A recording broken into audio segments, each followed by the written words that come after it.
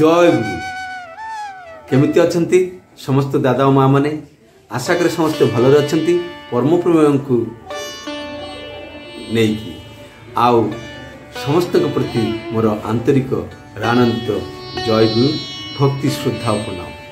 आज आपण मान सम्मुख में मु एमिति गोटे विषय आलोचना करने आसछि जोटा करने मते बहुत आनंद और उत्साह बोध करुछि। कारण जीवन रे एमिति गोटे समय मोर आसीथिला जो दिन निजर आत्मविश्वास हरई बसी कौन करी न करी जीवन पथर जीवन चला पथरे सबुकिछि आशा निराशा सबु भांगी चूरमार हो जाइथिला। सबुआड़े केवल दुख और विषाद देखा जाउथिला। वंचना अपमान लांछना जहाँ चाहूली ताहा न हो परिवार व्यर्थता सफलता हासिल न करिवार व्यर्थता हीनमन्यता इत्यादि सबू चारिपटू घेरी धरी थाए एवं सेतेबेले आत्मविश्वास हरई बसी कौन करी सेतेबेले जेमती एमती मन होउथाए जे मु आत्महत्या करिले ही बोधे यार मुक्ति मिलिबो। किंतु मनीष एमिति परिस्थिति मध्य जी सद्गुरु को धरी थांती से माने किंतु चलीबाटा बंद करती ना सेतेबेले से आलोकर खोजरे मुक्तिर उद्धार बाट जाना से दौड़ी जाती सत्संग देवघर को। जेतेबेले सबुआड़े छाया कला छाई दुसु थाए किछि बाट दुसु न थाए सेतेबेले मनीष पलि जाती पाखरे निजर असुविधा सुविधा कथा व्यक्त करी सेठरू मुक्ति पाई। ठीक यही भली भाव रे जलपाईगुड़ी जड़े माँ आसी परिवार सह भाई जनक बड़ भाई सी कौन सी भूल कर्म जो आज बहुत बड़ विपद रे पड़ी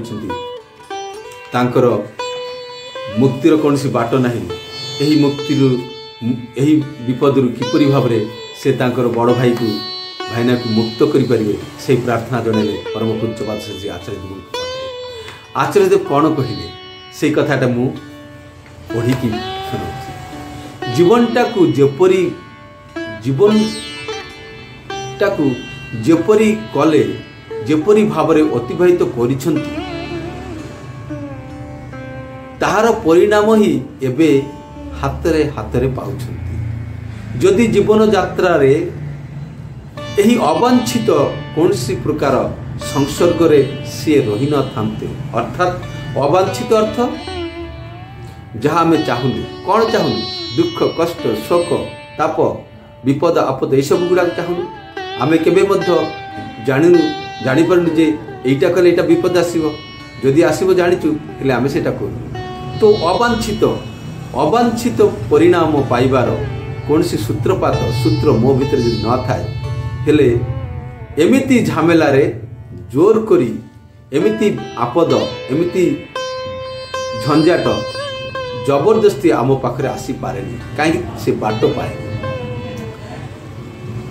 परम पूज्यपाद श्री आचार्य देव उदाहरण देख कहले निश्चय दिल्ली रे थाई सोनिया गांधी मो नारे बेकारटारे लेखि लेखिकी काम करते नहीं ता अर्थ मु जो कार्यटी करी नहीं जो कार्यटी सहित कौन सी प्रकार युक्त नहीं सेई कार्यटी सेई भली कार्य मु केबे मध्य जड़ित नुह।